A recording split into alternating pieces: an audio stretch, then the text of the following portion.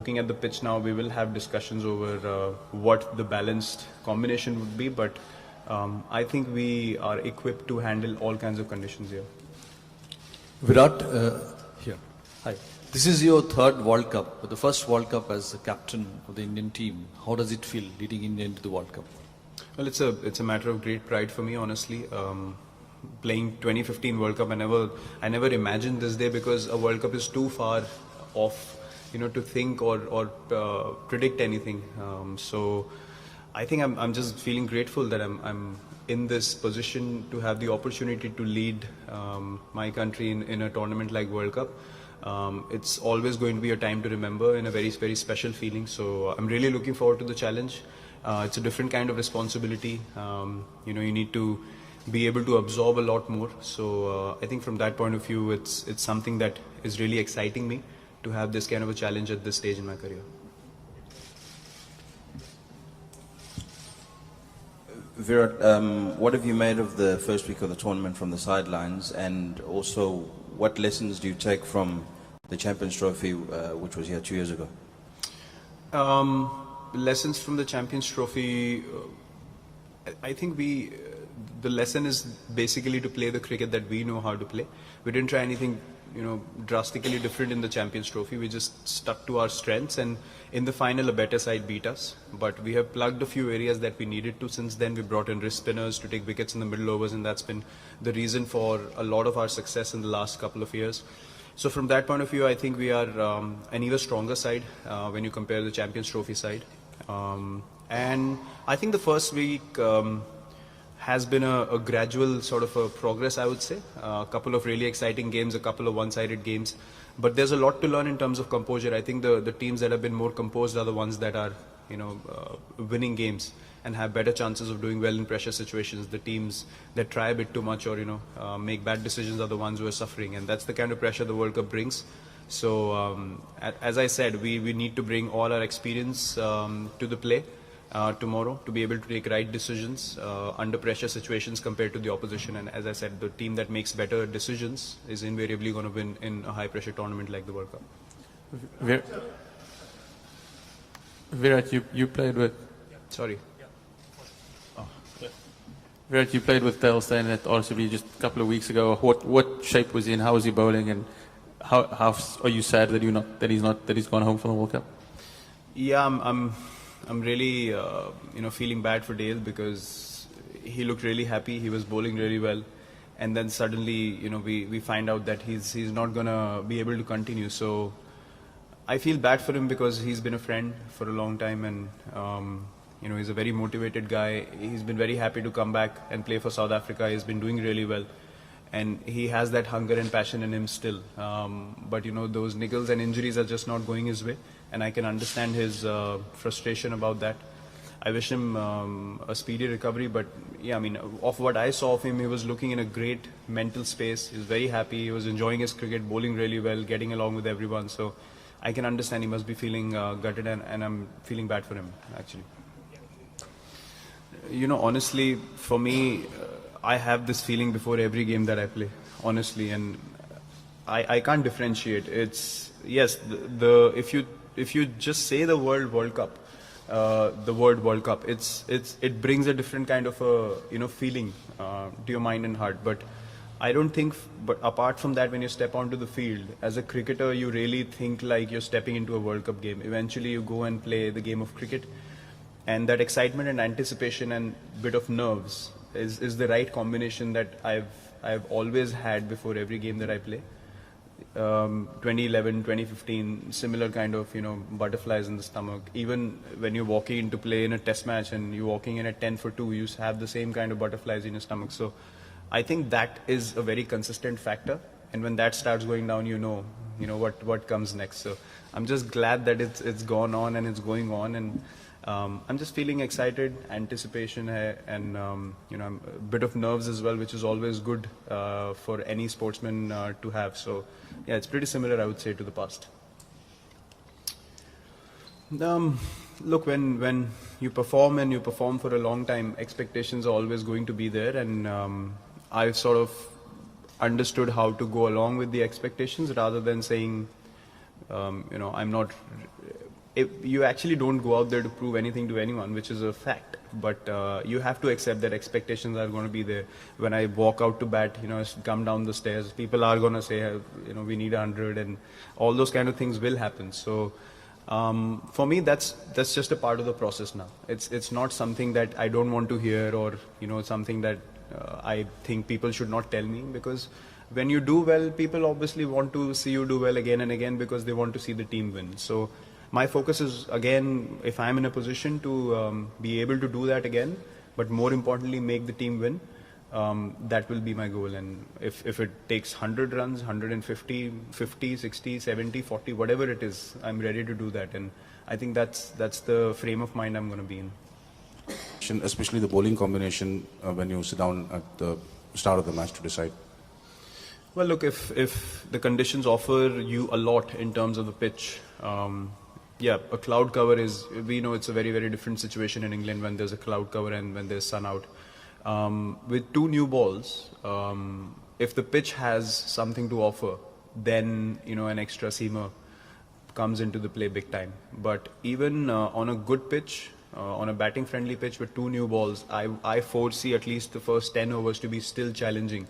If there's a cloud cover, because we're playing in England and the ball tends to do a bit more than any other place in the world. So I think it will definitely be challenging, starting at 10:30 in the morning for the batsmen, and that's something that we've discussed and we've recognized how to go about it. What are the plans, heading into being a bit more solid in that particular phase.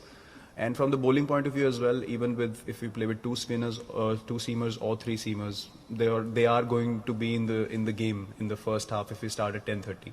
So I think the dynamics will change from morning to afternoon big time, and the bowlers will have to adapt very quickly to that.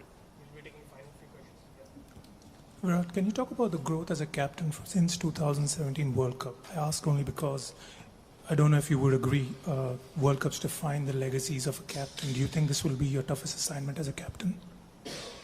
Looking at the length of the tournament and the format of the tournament, yes, it will be tough for any captain, including myself. Playing 9 games, it's a long tournament, you're playing every side once, and you have to think on your feet. You have to adapt very quickly. It's not a bilateral or you're not playing a team twice where you can play them once and plan again and come back and play again. So you have to be precise. You have to think on your feet on that day, make good decisions, and stay ahead of the 8 ball. So from that point of view, yes, it will be a very, very challenging tournament, and as I said, something that I'm really looking forward to. Look, I mean, it's very gradual. I mean, the errors you would make when you are not that aware of game situations, they will slowly start to taper off as you play more and more cricket. So I think what happens also is when you have experienced people in your team who have also grown with you as cricketers, eventually you all start making good decisions. You have discussions, you think of the right things. Sometimes instinctively I would want to do something which I will stick to. Sometimes you go and discuss. So I think it's important to find the right balance. No one can make all good decisions or right decisions all the time. So important to try and make the right decision, but own up to your mistakes and accept the errors as well. So, which I think gradually with time, everyone sort of understands that process well, which also is happening to me slowly. We'll have 3 questions in English followed by... You identify them slightly later than ideally. What are the communication you're given to is KL, Rahul, or whoever, but that 30 to 40 and number 4. Look, from a batting group point of view, it'll be very important to understand which guy is on a roll on that particular day, and the other guy has to play second fiddle. I mean, that acceptance has to be there when you're playing for a team goal. You can't try and match a guy who's striking at 120 if you're not striking it as well. So you need to be able to rotate strike and play in a partnership, and that's what partnership's all about. And then if the other guy gets out or you get out, then you sort of understand and switch roles if need be. So I think that's going to be key in the World Cup. I don't think 30 to 40 is going to be such a big factor in a tournament like the World Cup, because if you try and accelerate too much, people are losing 5-6 wickets in a bunch. So I think the teams that play more solid cricket in the middle overs, if the pitch allows you to score at 7-8 and over, that's a different thing. But if the pitch is not as batting friendly, and if you try and take advantage of 30 to 40 and you lose 4 wickets, then you're out of the game anyway. I think the team that plays more solid cricket more percentage cricket are the ones who are going to go a long way in the tournament and have better chances to succeed. And as I said, it boils down to making good decisions with the bat and with the ball.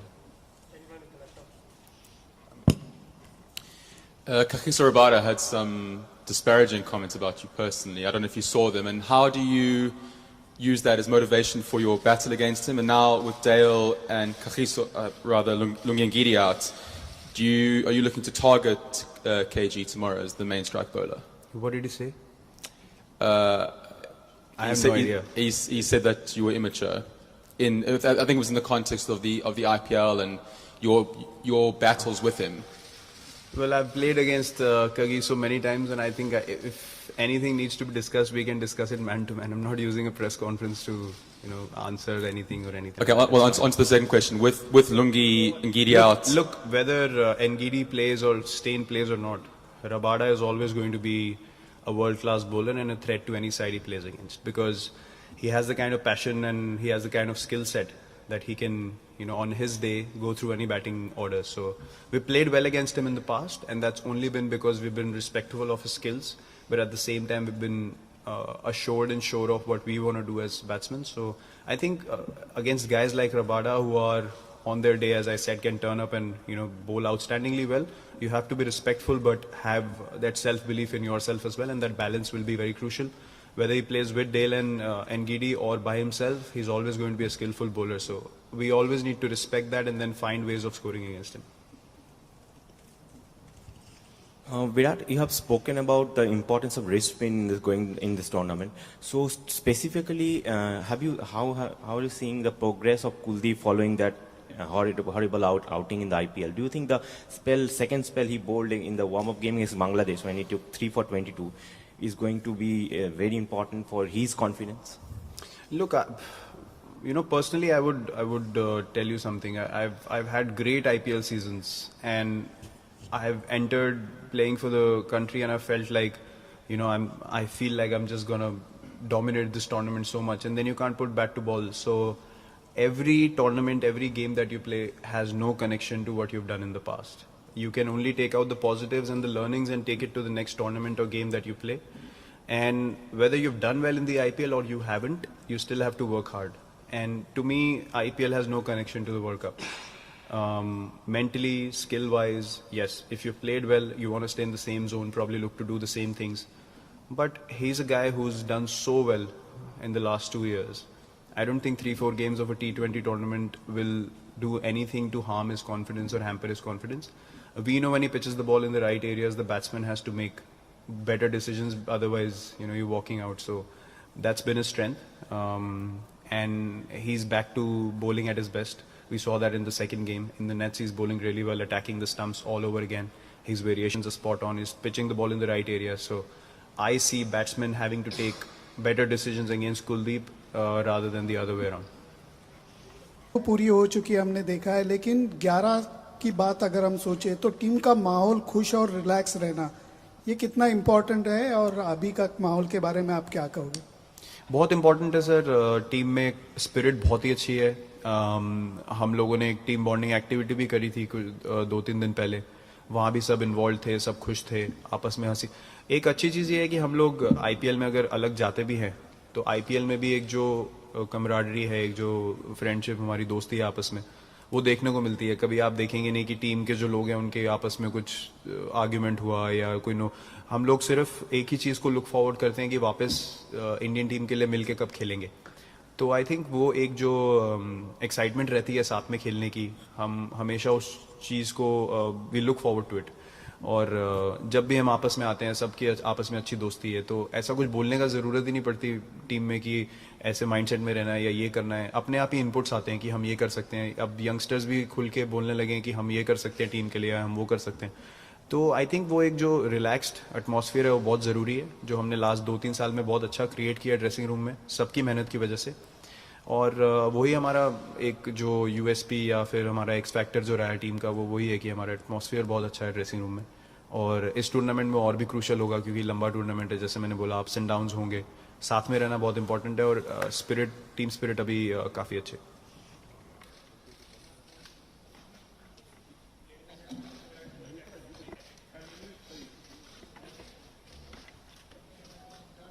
I just want to know how Kedar Yadav has been shaping up. He has been practicing, and after Ravindra. Of course, the World Cup has started, but what is this day, the day before India's World Cup campaign begins? What have experienced it a couple of times in 2011 and 2015, but is it any different to say, the start of a big test? 15, another century in the first game.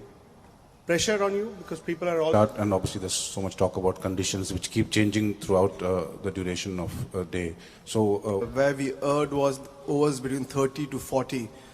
Especially when you're batting first, we are not getting the 20 to 30 runs more. That comment very seriously or not, that England is capable of scoring 500 runs, and we have so far seen that 300 plus runs is almost a must. So have you discussed this matter with your teammates that any target have you given that 350 we have to reach for any game?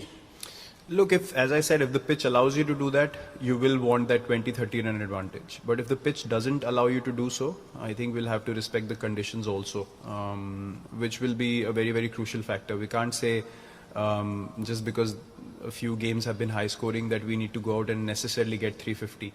If the pitch demands us to get solid 260, 270, 280 or just get to 300 with our bowling attack, we know with our bowling attack, any score is defendable with the kind of skill set that we have, and that's the kind of belief we have in our side. So we don't necessarily need to look at any other side. Based on the conditions, if you look at the last game, Pakistan got close to 350 and England couldn't chase it. So it's not like, Pakistan couldn't get 350, only England got 350. So any team is capable of scoring big. It only depends on the kind of wicket you're playing at. So I think that will be a thing that we need to assess quickly. And that 500 runs that you mentioned Well, in England, it's quite possible. Why not? They've gone past 400. I don't know what the highest score was. I don't know the number. But I doubt we'll see that in the World Cup, to be honest, because, as I said, pressure is a big factor. But maybe in future, who knows? I mean, you see crazy things happening in cricket. Who imagined, 400 plus in a 50-over game ever? So, yeah, anything can happen in this sport. It's only evolving, and there'll be a lot of surprises in future, I think.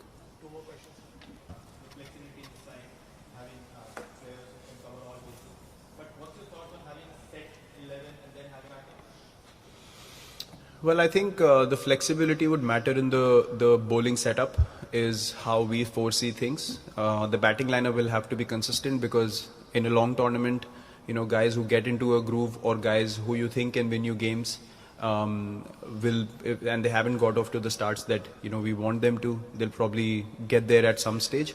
But I think with matchups in terms of playing against if they're more left-handers, then the bowling combination can alter a little bit, which we have discussed in the team. That's why we've kept a team that has balance, and we want to be very flexible in terms of what we play as a bowling combination on the day, and everyone's mentally ready to make a mark. So that sort of message has been given within the team, and guys have accepted it. They understand that they will have to play certain roles at different stages in the tournament, and I think that flexibility is going to be crucial. It's going to be key because you can't be rigid in what you want to do as a bowling group and then do everything accordingly against every opposition. So I think we'll have to be flexible in terms of who we play against whom.